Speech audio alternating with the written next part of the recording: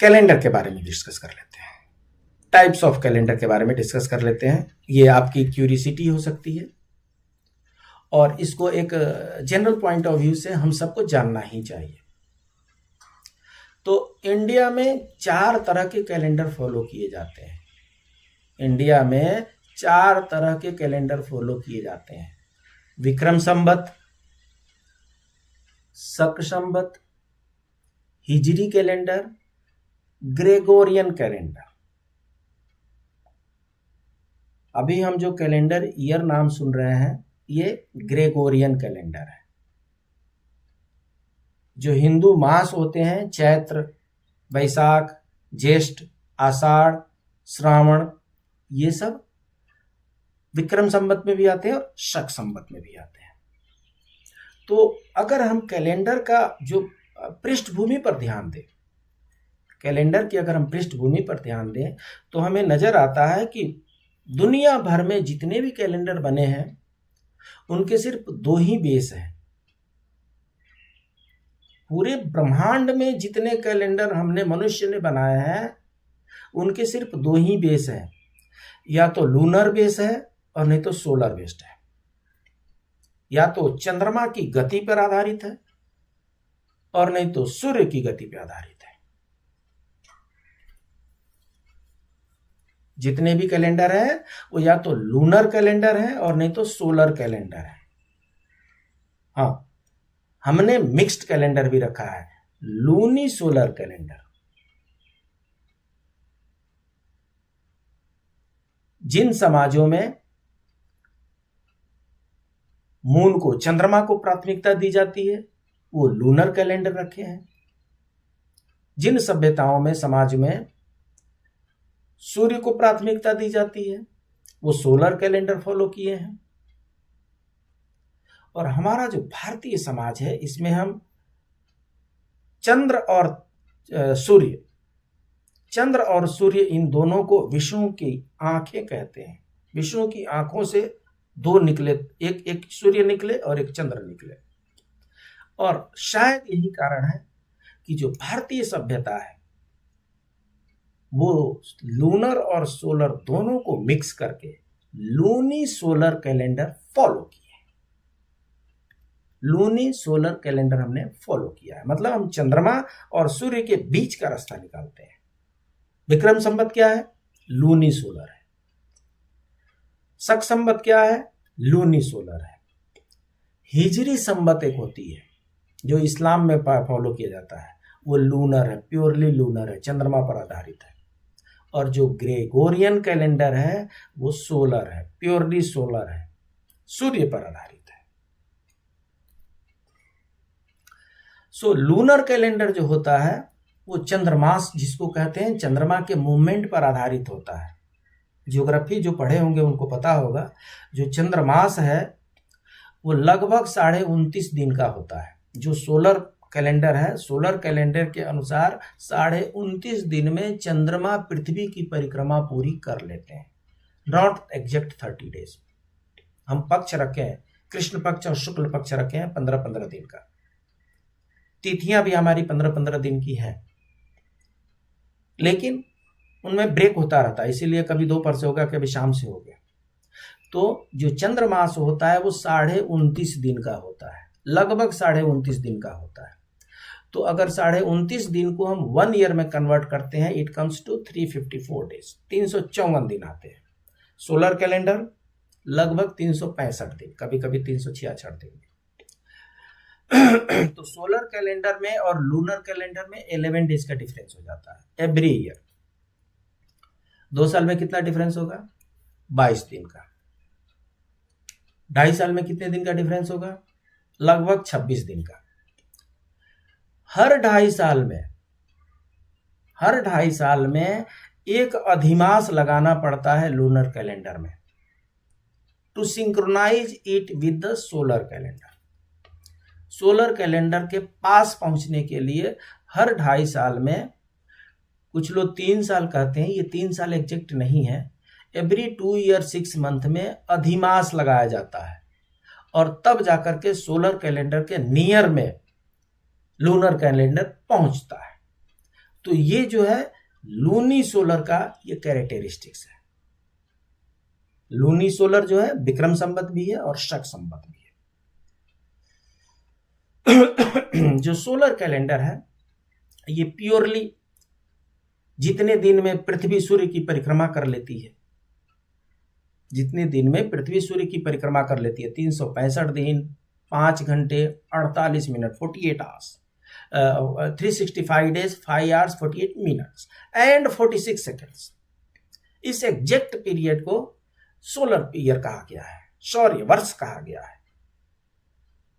इसमें जो ये 5 आवर्स 48 मिनट्स है, ये एवरी 5 ईयर में क्या हो जाते हैं, ये लगभग एक दिन के बराबर हो जाए, 4 ईयर में एवरी 4 ईयर में ये लगभग एक दिन के बराबर हो जाते हैं। तो इनमें भी हर चौथे साल एक लीप डे की व्यवस्था की गई है और हर चौथा साल जो होता है फरवरी को 29 कर देते हैं और ईयर 366 डेज का हो जाता है। यहाँ 1 डे का एडजस्टमेंट किया जाता है। सो लूनी सोलर कैलेंडर जो होगा उसमें क्या होगा, कॉम्बिनेशन ऑफ बोथ। अभी हमने देखा सोलर लूनर, लूनी सोलर जो होगा it is combination of both solar and lunar reckoning, इसमें दोनों को मिला करके बनाया जाता है। आपका दूसरा चैनल एजीकेजी 2.22, इसको भी आप लाइक करें, सब्सक्राइब करें, अपने दोस्तों के बीच में शेयर करें। विक्रम संवत, विक्रम संवत की विशेषता क्या है, ये जो ग्रेगोरियन कैलेंडर हम फॉलो कर रहे हैं जिसको क्रिश्चियन एरा कहते हैं, जो 0 से शुरू हुआ था, उस 0 से 57 ईयर पहले, 0 से 57 साल पहले विक्रम संवत प्रारंभ हो गया था। तो जब 0 से 57 ईयर पहले विक्रम संवत प्रारंभ हो गया था, तो जब भी ग्रेगोरियन कैलेंडर हम गिनेंगे, जैसे कि ये 2024 है, 2024 में हम 57 ऐड करेंगे, 2024 में हम 57 ईयर ऐड करेंगे, क्या हो जाएगा, 2081 हो जाएगा, 2081 विक्रम संवत आ जाएगा। तो जब भी विक्रम संवत कैलकुलेट करना है उसमें 57 ईयर्स ऐड कर दीजिए। 57 ईयर्स जैसे ऐड करेंगे ग्रेगोरियन कैलेंडर में, विक्रम संवत आपके कैलकुलेशन में आ जाएगा। तो जो हम लोगों का जो काशी हिंदू विश्व पंचांग है, महावीर पंचांग है, विभिन्न प्रकार के जो पंचांग है जिसको देहाती भाषा में पतरा भी कहते हैं, सो उस पंचांग में विक्रम संवत का नाम होता है। विक्रम संवत उसमें जोड़ दिया जाएगा, उसमें लिखा रहेगा 2081। हम सोचेंगे अभी तो 2024 चल रहा है, 2024 ग्रेगोरियन कैलेंडर है, विक्रम संवत के अनुसार 2081 चल रहा है। क्यों? क्योंकि वो 57 ईयर पहले बना था तो 57 ईयर ऐड करना पड़ता है। शक संवत, कश्मीर में राजा हुआ करते थे शक और शक वंश वाले, जिसमें किंग शालीवाहन का नाम आता है। किंग शालीवाहन जो थे वो ईस्वी संवत 78 में उन्होंने राजगद्दी को संभाला। जिस साल उनका कोरोनेशन हुआ था 78 में, उस वर्ष से शक संवत शुरू होता है। क्योंकि 0 के बाद 78 ईयर ये आया है, इसलिए जब शक संवत हम कैलकुलेट करेंगे तो ग्रेगोरियन कैलेंडर से माइनस करके 78 ईयर कर देंगे। 78 साल हमें घटा करके पीछे जाना पड़ेगा, तब जाकर के शक संवत। अर्थात अगर ये 2024 है तो 2024 में से हमें 78 घटाना पड़ेगा, तो 1954 आ जाए। तो अभी शक संवत हम लिखेंगे तो 1900 में लिखेंगे, 1954, 1955, 1956, 1957 ऐसे लिखेंगे। शक संवत के लिए 78 ईयर माइनस करना है ग्रेगोरियन कैलेंडर से, और विक्रम संवत के लिए 78 ईयर्स प्लस करना है ग्रेगोरियन कैलेंडर ईयर में, राइट। जो शक संवत कैलेंडर है जिसको भारत सरकार ने फॉलो किया है, भारत सरकार शक संवत को उन्होंने फॉलो किया है। उन्होंने कॉन्स्टिट्यूशन में गवर्नमेंट ऑफ इंडिया एडॉप्टेड शक संवत इन 1957, 1957 में शक संवत को गवर्नमेंट ऑफ इंडिया ने ऑफिशियल कैलेंडर के रूप में एक्सेप्ट किया। और वो इस तरीके से एक्सेप्ट किए कि एवरी ईयर 22 मार्च को शक संवत, शक कैलेंडर शुरू होता है। हाँ? लीप ईयर में 21 को हो जाएगा। तो जो मंथ हो गए हिंदी में, जो मंथ हो गए वो चैत्र, वैशाख, ज्येष्ठ, आषाढ़, श्रावण, भाद्र, अश्विन, कार्तिक, अग्रहण कहते हैं इसको, मार्गशीर्ष भी कहते हैं इसको, पौष, माघ, फागुन, ये 12 महीने हिंदी वाले जो है जो शक संवत के अनुसार चलते हैं, जिसे भारतीय लोकतंत्र ने एडॉप्ट किया है। हिजरी कैलेंडर जो है 622 एडी से शुरू होता है। 612 एडी से हिजरी कैलेंडर शुरू होता है। तो रूल तो ये हो गया कि ग्रेगोरियन कैलेंडर माइनस 622 कर दीजिए। ये 2024 चल रहा है, तो इसमें से 622 अगर हम घटा देंगे तो 1402 हो जाएगा।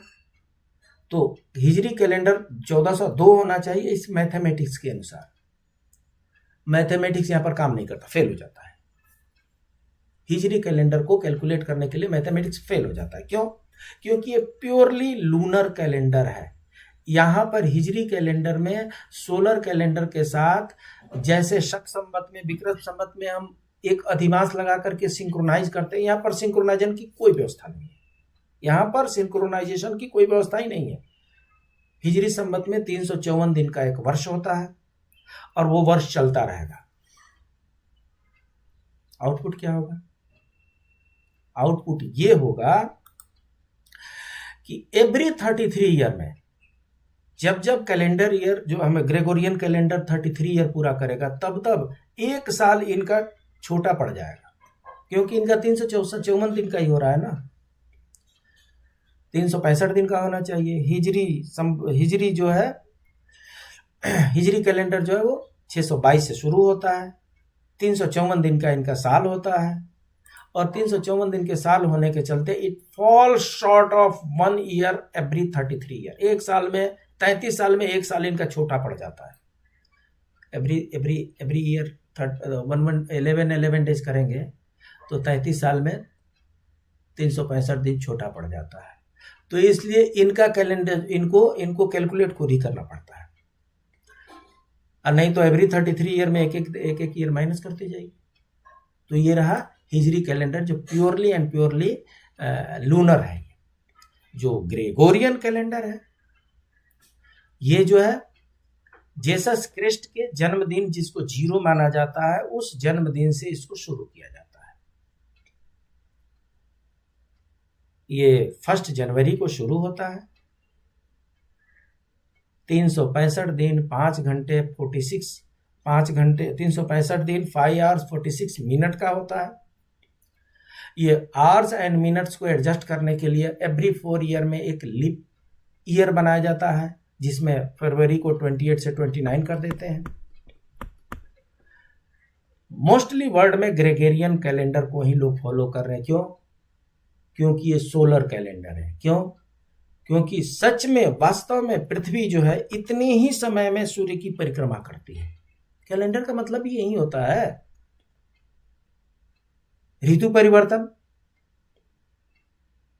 समय का परिवर्तन है, कैलेंडर क्या है? समय का परिवर्तन है, आजकल परसों है।